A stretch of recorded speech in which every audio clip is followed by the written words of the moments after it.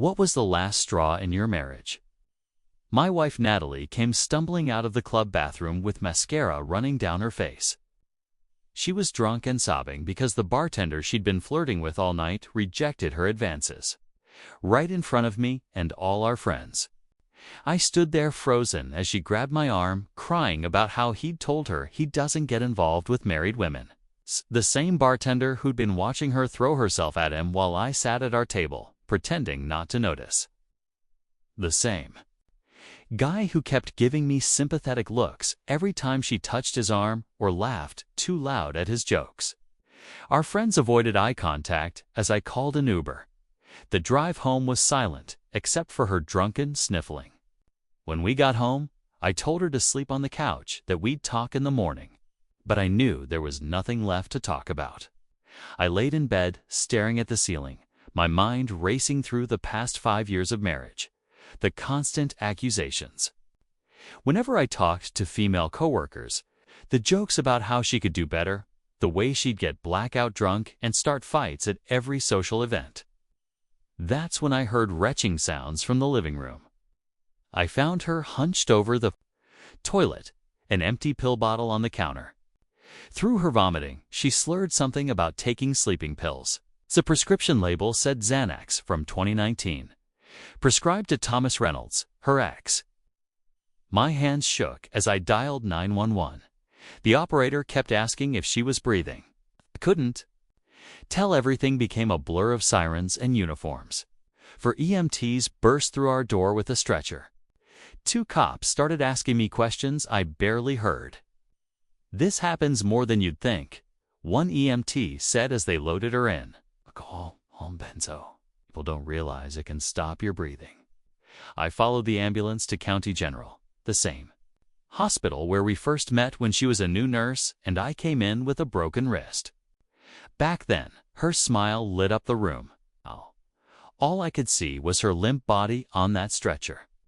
The ER doctor said she was stable, but they were pumping her stomach, that she'd need to stay for observation.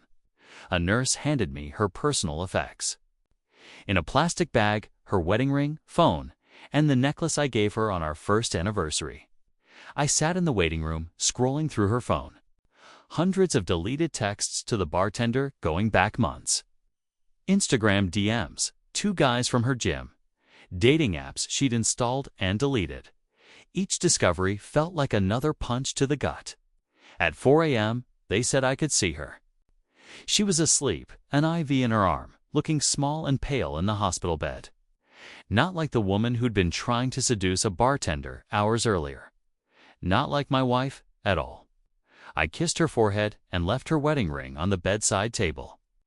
Then I drove home, fed our cat Roger, and watched the sun come up from our back porch. My wife Natalie came stumbling out of the club bathroom with mascara streaking down her cheeks like black rivers, eyes puffy from crying. She was drunk, barely able to walk in a straight line, clutching her phone in one hand and her purse in the other like a lifeline. Her sobs were loud enough to cut through the pounding bass of the DJ set. She walked right up to me, in front of our friends, and threw herself against my arm, crying hard into my shoulder. "He rejected me," she whimpered between hiccups. "He said he doesn't date married women." Took me a second to realize who she was talking about. The bartender, the same one she had been flirting with all night, twirling her hair, laughing at every word he said, touching his arm every time she leaned in to order another overpriced cocktail. The same man who kept casting awkward, sympathetic glances at me every time she touched him. He looked uncomfortable. I looked pathetic. Everyone saw it, even our friends, who suddenly found the floor tiles incredibly fascinating. I didn't say anything. I just nodded and helped her into her coat while calling an Uber with my free hand. The car ride home was filled with nothing but her muffled crying and the occasional gasp for air.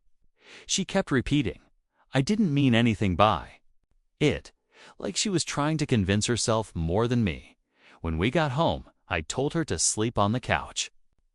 "We'll talk in the morning," I said quietly, staring at the wall as she slumped down without protest. But I already knew. There was nothing left to say. I lay in our bed, staring at the ceiling fan, listening to its dull whir while replaying everything in my head the last 5 years of our marriage. The late-night fights over nothing. The screaming matches that started from spilled wine or missed texts. The countless times she'd accuse me of cheating if I so much as complimented a female coworker's haircut. The way she'd whisper under her breath, I settled. When she thought I couldn't hear her, I remembered every time. I had to drag her out of parties because she had too much to drink. Every time I made excuses for her behavior. Every time. I cleaned up her messes to keep things appearing normal. That night, I just wanted peace. A single night where I didn't have to be the adult, the protector, the babysitter. Then I heard retching, violent, deep, gut-trenching retching from the Seth. Living room. I got up and found her slumped over the toilet, her knees on the tile floor, body shaking. On the counter next to her, I spotted a prescription bottle Xanax, dated 2019. Prescribed to someone named Thomas Reynolds, her ex. My heart stopped. Between vomits, she slurred something about wanting to sleep forever. I dropped to my knees, my hands trembling, and called 911. The dispatcher asked if she was breathing. I couldn't tell. She looked blue. I shook her gently, yelling her name. But she barely moved. Everything after that blurred. Sirens, lights, EMTs pushing past me. One of them said something I'll never forget. Alcohol and benzos people don't realize it can stop their breathing. This happens a lot more than you'd think. They carried her out on a stretcher. Limp, pale. Nothing like the woman I married. I followed the ambulance to County General, the same hospital where we met 7 years ago, with a broken wrist. Her with that bright smile behind the nurse's station. That smile used to feel like home. Now, all I saw was emptiness. At the hospital, they told me she was stable. They'd pumped her stomach, started fluids, and she'd need to stay for observation. A nurse handed me a clear plastic bag with her belongings. Her wedding ring, her phone, the silver necklace I gave her on our first anniversary, the one with our initials engraved on the back. I sat in the waiting room, the sterile fluorescent lights humming above me, and made the mistake of unlocking her phone. What I found shattered me. Hundreds of deleted messages to the bartender. Deleted DMIs to guys from her gym. Dating apps downloaded and wiped clean multiple times. Photos, flirty selfies. Messages sent in the middle of our movie nights, during dinner with my parents, on Christmas morning. The woman who had made me promise never to lie had built a second life in secret. At 4:07 a.m., a nurse told me I could see her. I walked into her room, and there she was hooked to an IV. Monitors beeping softly. She looked so small. So still, she didn't look like Natalie, the woman who qualmed. Used to laugh at my dumb jokes or dance barefoot in the kitchen while we cooked pasta. I placed her wedding ring on the side table, kissed her forehead, and I walked out. When I got home, I fed our cat Roger, took a long shower, and sat on the back porch as the sun came up. I watched the sky turn pink and gold, listened to the quiet hum of morning traffic, and finally let myself cry. That night at the club wasn't the only straw. It was the final one after years of slow, constant betrayal, emotional, mental, and spiritual. I'd stayed because I believed in vows. I believed love could be fixed with enough patience. But sometimes, the person you're trying to fix has no intention of healing. They just keep breaking you because they can. Natalie survived. She was discharged 3 days later and tried calling me.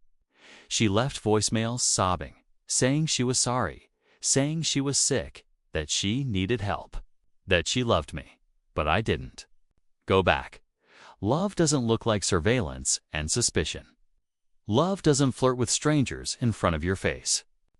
Love doesn't gaslight you into thinking your instincts are wrong. Love doesn't leave. You sobbing in a waiting room with a plastic bag of wedding rings and old lies. I kept the cat. I moved out 2 months later. She emailed once, asking if I'd ever forgive her.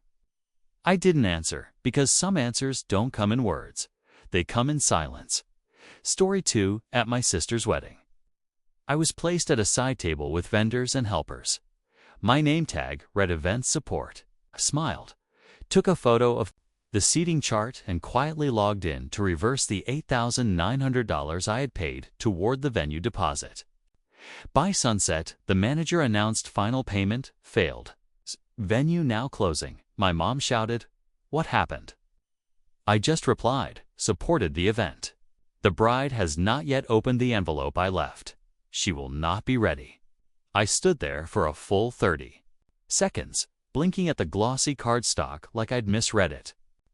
But no, there it was, printed in all caps beside my name in sleek silver font. Event Support, are you kidding me? I muttered under my breath, scanning the seating chart again, hoping, praying. This was some tasteless prank. Nope. Right there next. To the DJ, florist, and 2 of the catering staff, there I was, the brother of the bride. A man who had contributed nearly $9,000 toward this wedding. And now I was apparently part of the hired help. Behind me, the laughter of champagne-fueled guests echoed from the patio. Camera flashes sparked like fireflies. My mother, dressed in an elaborate lavender gown I had unknowingly funded, was busy hugging guests at the head table. She hadn't even looked my way. I smiled. It wasn't a real smile, not the kind that touches your eyes. It was the kind of smile you wear when you're finally done pretending. I took out my phone, aimed the camera at the seating chart, and clicked. Then I logged in. The screen glowed softly as I navigated to my banking app. It's a few swipes, 2 taps. Password, confirm reversal of payment. $8,900. My thumb hovered over the button for a beat, and then I pressed it. It wasn't always like this. There was a time, maybe 5, 6 years ago, when I believed my sister would actually do the same for me before the word family started sounding more like a transaction than a bond. Her name's Rachel, 3 years younger, always the center of attention. The kind of girl that people gravitated toward, even when she didn't deserve it. Charming, photogenic, quick with compliments, and quicker with lies. When we were kids, I took care of her. I walked her home from school when Dad forgot, paid off her credit card debt in college, and spent 2 years helping her through a depressive spiral after her first engagement imploded. I stayed up with her when she couldn't sleep, paid for therapy when she said she couldn't afford it, canceled trips, delayed promotions, so when she got engaged again, this time to a real estate agent with veneers and a laugh like a malfunctioning soda machine, I congratulated her. Even though something in my gut twisted, I could already feel what was coming. The first request came soft. Would you mind helping with the venue deposit? Just until we get our budget stabilized. Paid it. $8,900. The venue was gorgeous. I'll admit that. Lakefront property with white pillars and chandeliers that probably cost more than my car. It's going to be a magical day, Rachel told me. Thank you for making it possible. That was the last time she said thank you. After that, my role in the wedding planning morphed from supportive older brother to unpaid coordinator. Driver, therapist, financial backer, and eventually, joke. They sent me a PDF called Roles and Responsibilities. My name was under logistics and budget. Her fiancé Derek nicknamed me the sponsor during a family brunch, like I was funding a charity case instead of enabling a wedding they couldn't afford. And my parents silent. My mom even laughed. He's just joking, sweetheart. You know, you're so helpful. We're lucky to have you. Then came the suit situation. I wasn't in the wedding party, not the best man, not even a groomsman, just a guest. They didn't tell me directly. I found out through Rachel's Instagram story when she posted a boomerang of her. bridesmaids and Derek's friends trying on tuxedos. I wasn't in the frame. When I asked, Rachel responded with, "You're not really part of that circle, you know?" We wanted symmetry. I stared at my phone screen for what felt like forever symmetry. I was the one who paid for the venue. But sure, let's not mess up your bridal symmetry. Still, I showed up.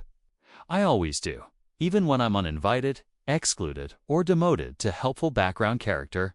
I show up. Then came the final insult. The seating chart, a folding chair beside the dude who parked cars, and a cousin who handled lighting, name tag, event support. And when I showed my mom, expecting at least some level of shock, she just said, "Well, you've been doing so much. Maybe it's just a misunderstanding." A misunderstanding. My phone buzzed. A message from Rachel. "Hey, can you make sure the vendor tips are in the envelopes?" Derek's super stressed. "You're the best." No, please. No acknowledgement that I wasn't sitting with family. Just another task on the endless list. That's when the noise faded, like the world dimmed around me, and something in my chest shifted. I looked out over the lake, guests clinking glasses, waiters shuffling trays. Rachel was spinning with her bridesmaids near the dance floor, radiant, unbothered, and absolutely clueless. Clueless about the payment. Just reversed. The first sign something had gone wrong came at sunset. Guests were halfway through their overpriced plated dinners. Herb-crusted salmon and truffle mashed potatoes. If you were wondering. When the music cut off, the DJ paused madong, hands in the air like he was being arrested. All eyes turned toward the glass doors where the venue manager stood, stiff and pale. "Ladies and gentlemen," he began, voice amplified through the system. "We regret to inform you that due to a failed payment transaction, the venue will be closing within the next 30 minutes. Silence. Not awkward silence. Not confused silence. Dead silence. Then chaos. What do you mean? Failed transaction?" Rachel shrieked, hiking up her gown and storming over in her six and heels.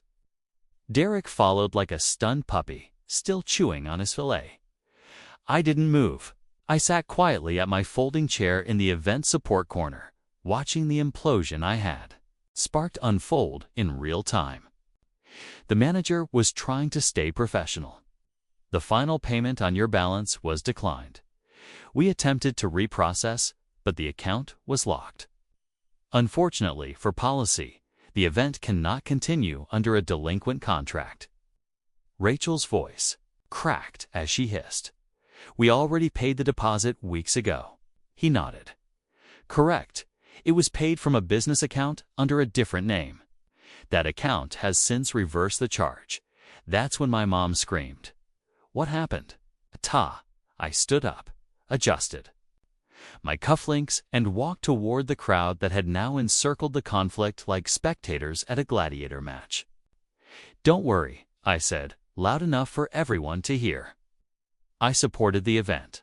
Rachel turned, confused. "What does that mean? What are you talking about?" I pulled the envelope from my jacket pocket and handed it to her, sealed, untouched. Her name written in gold ink. "I came prepared for this moment," I said, looking her dead in the eye. "Inside that envelope is a full itemized invoice. It lists the exact amount of money I paid toward this wedding item by item. And the moment I was demoted to event support, I took back every dollar." She stared at me like she didn't understand the language I was speaking. Derek's mouth hung open. "I told you I'd help you build something beautiful," I said. "But you can't exclude the one who helped you build everything and expect it to stand." "You did this," she whispered. Her voice was trembling. Mascara already streaking. "You ruined my wedding." "No," I said, voice calm. Things changed the moment I was no longer seen as part of the family. Gasps rippled. One of the bridesmaids backed away like I was radioactive. Rachel was shaking. "You're my brother, and you," I snapped, or the person who shoved me next to the DJ and called it gratitude? Derek stepped forward, raising his hands. Let's just calm down. No, I cut him off. You don't get to mediate this. You found humor in moments where I felt excluded. When your fiancée called me her financial safety net, you think I didn't hear it? He blinked. That was a joke. I felt like a joke to you. I barked to both of you. Now the guests were frozen, watching, recording, and I didn't care. It seemed like my help was expected, not appreciated. I said to Rachel. I became someone whose support was taken for granted and expected me to smile through it. You didn't even invite me to the rehearsal dinner. You sent me a Google Calendar link like I was your assistant. You didn't say anything. She choked. That's what you liked about me, right? I laughed bitterly. Always quiet, always available, never. In the spotlight, I was treated like a convenient resource, not a brother. Tears were running down her face now, but I didn't stop. You made a choice to ignore me, to make me feel invisible, to take without ever giving back. So, I made a choice, too. The venue manager tapped his mic again, 15 minutes remaining.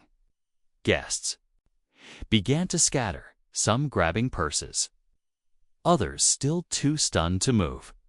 Derek's father, a smug man who had bragged earlier about his investment portfolio, approached me.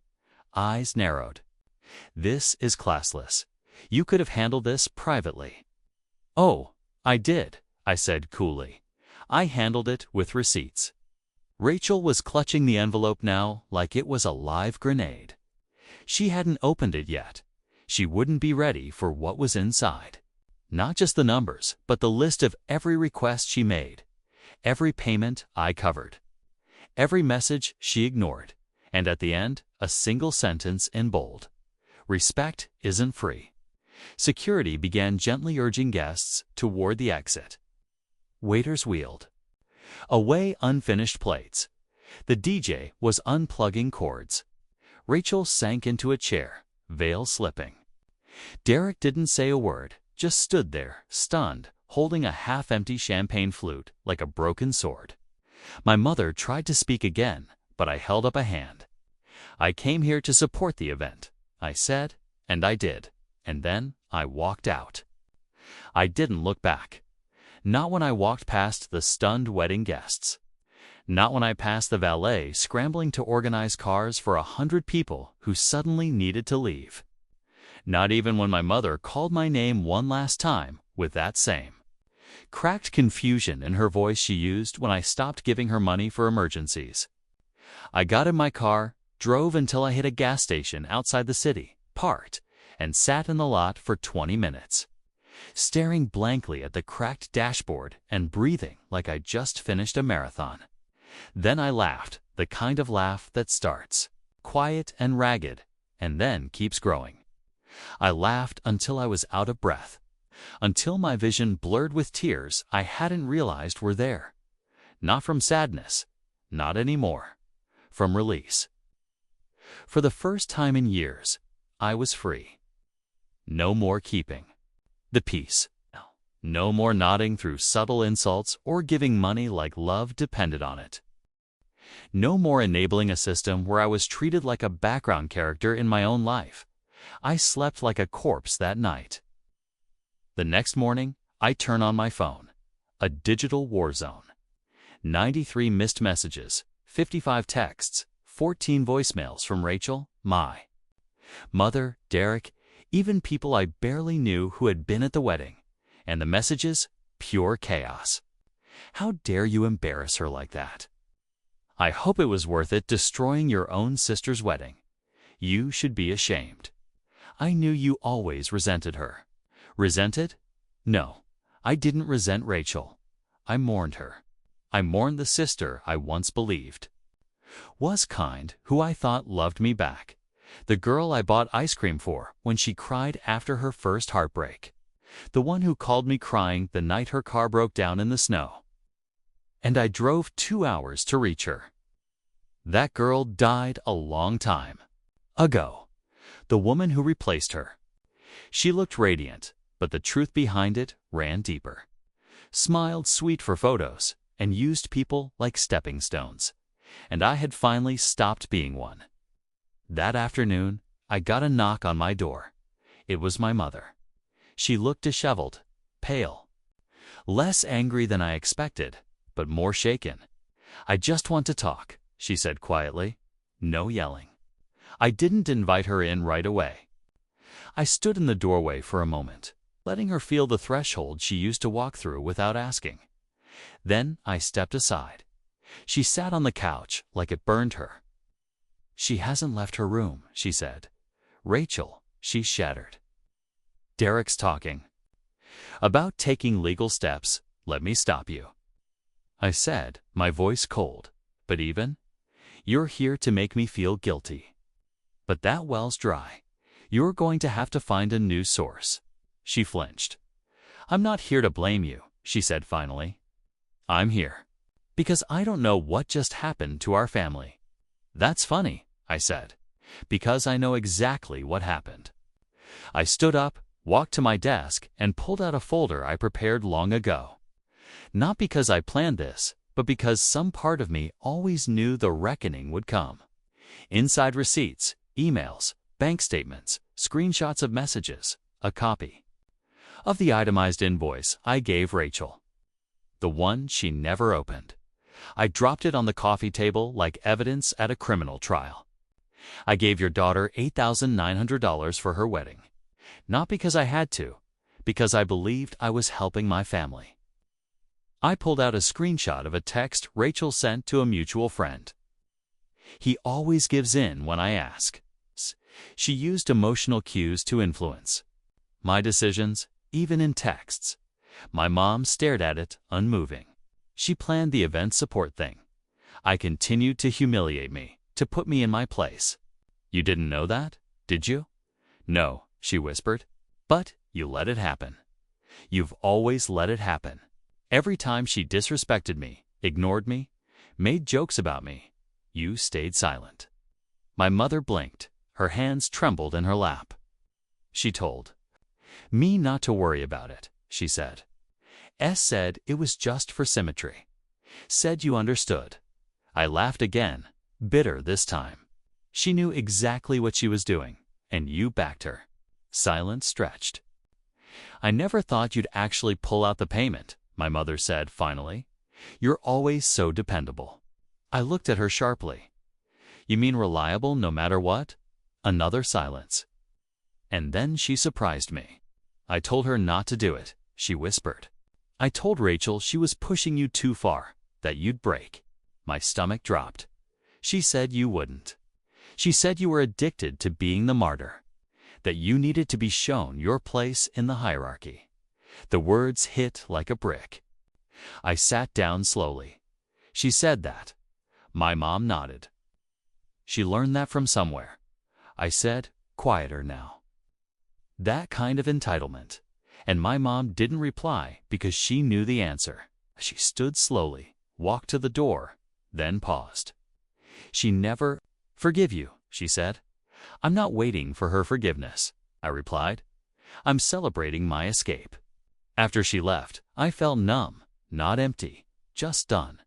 But the story didn't end there. 2 weeks later, I got a message from a number I didn't recognize.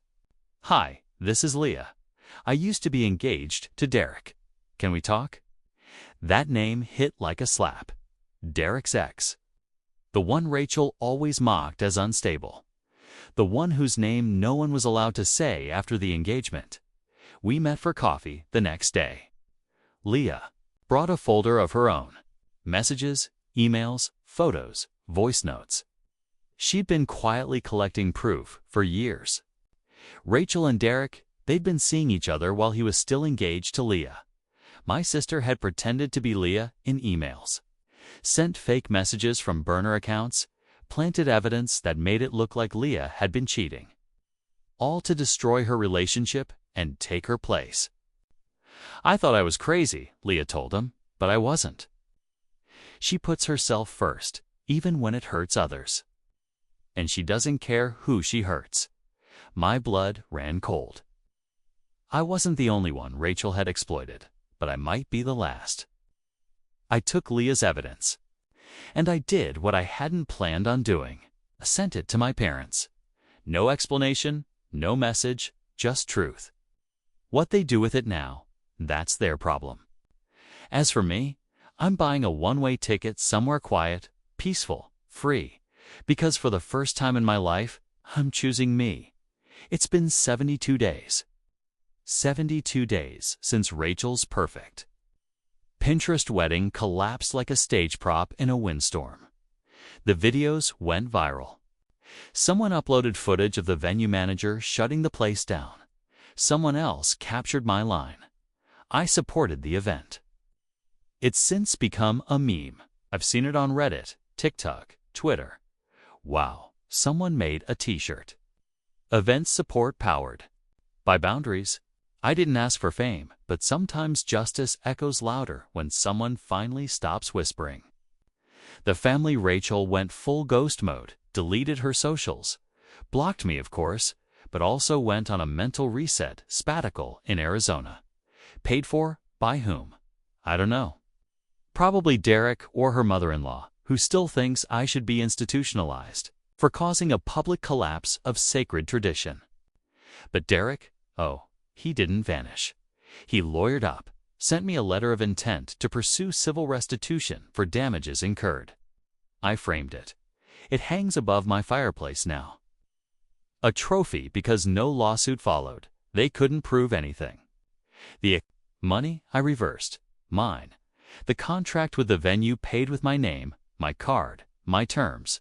No fraud. Just a long overdue return to sender. You can't sue someone for taking back their dignity.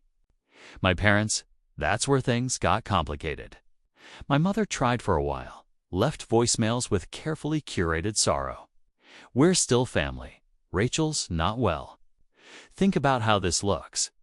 But after I exposed the Leodric-Rachel triangle, yeah, that little scandal reached them too. The tone shifted, especially after Uncle Martin, Dad's older brother, found out and ripped the family a new one over Thanksgiving.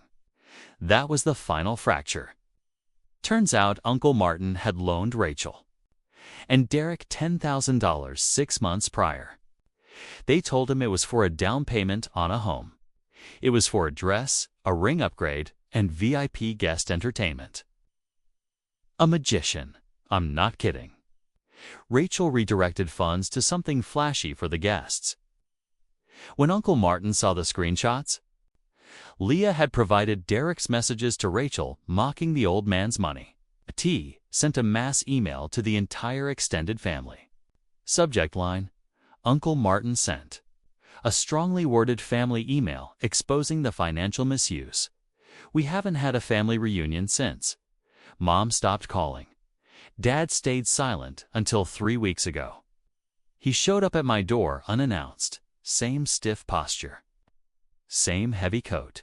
But something in his face was different. Not broken, but hollowed out. He asked to come in. I let him. He sat on my old recliner.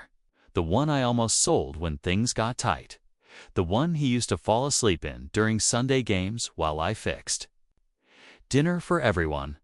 I didn't come to make peace, he said. I came because I don't recognize my family anymore. I didn't say anything, just let the words hang. I used to think your silence meant weakness. He said that you were soft, easily controlled, and I was wrong. He looked me in the eyes. Really? Looked, you were the only one paying attention. I nodded slowly. What changed? He laughed bitterly. She came home, Rachel. He nodded. For 2 days, cried, yelled, demanded we help pay for a deposit on a new venue so they could do a redo ceremony. Said the first one didn't count, and I said no. I raised my eyebrows. That must have been hard. It was, he admitted. But you know what was harder? I waited, looking at her and realizing she turned out just like me. And I see now I model behaviors I wish I hadn't. That silenced even me. She learned to expect others to make sacrifices for her comfort. I taught her that. I rewarded it. I realized too late that I'd rewarded behavior I now regret. He wiped his face, not crying, just emptying. You were the one we should have followed. And then he reached into his coat, pulled out a check. $8,900. Signed, dated. Mail number? Memo. I know it doesn't fix anything, he said, but it's yours. That wedding, your generosity, it shouldn't have cost you anything. I stared at it. Burn it, I said. He blinked. What? Like I let go of the part that still waited for your approval. He didn't argue, didn't cry. He nodded, and he left. That night, I finally opened the envelope Rachel had returned. The original invoice, unopened, smeared. With what might have been mascara or wine or both. Inside, beneath the itemized list, was a final page I'd added last minute. One paragraph, bold font. Respect is not a favor. It's a minimum, and I will never again pay for proximity to people who treat me like a burden with a wallet. I folded it back, slid it into a new envelope, and mailed it to Leah with a note. Keep it. You earned this more than she ever did. As for me, I stayed gone, left the city, found a cabin by a lake where mornings are quiet. The air is clean, and no one calls me for favors, thinly veiled as obligations. I don't check social media much, but sometimes I see my meme resurface. Supported the event. It's funny, it started as a passive jab. Now it's become a flag. People write me, strangers. They say things like, I left my toxic job and used your line as my resignation. Your story made me finally set boundaries with my family. I was a Vince support for 10 years, no more. Turns out I wasn't alone. Turns out there are millions of us.